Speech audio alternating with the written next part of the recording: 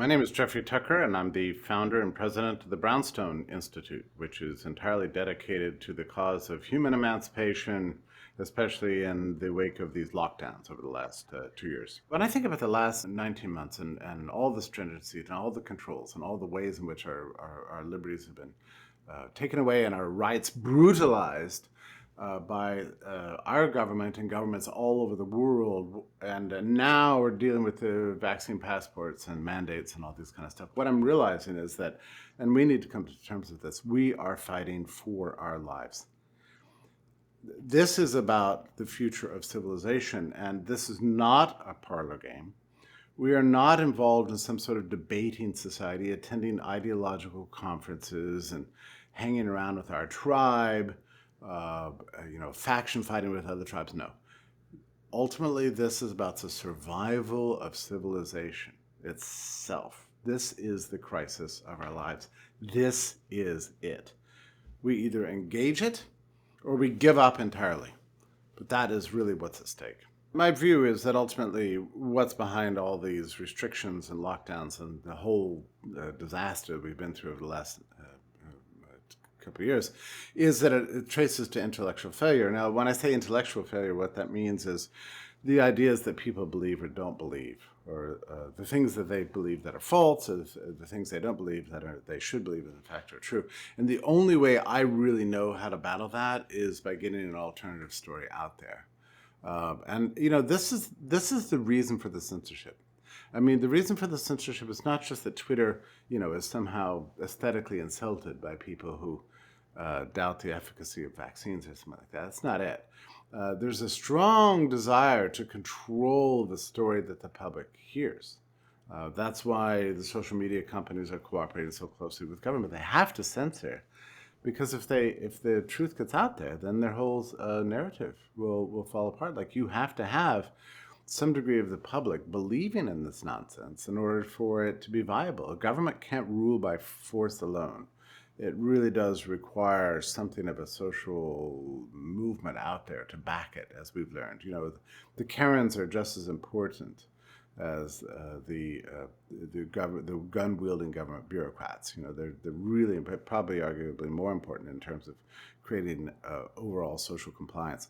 So, what is the answer? The answer is to come up with really good workarounds to the story and tell a different story.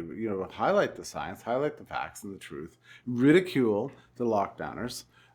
This is the only way to beat them. That's my own view, and I don't think it's just purely by exposing the interest behind it. I mean, people have to come to conclusions that they've been had, and there's this moment where people just like wake up, and I've seen it happen again and again. I've had countless people write me. They supported lockdowns at the beginning, and now realize they were snookered.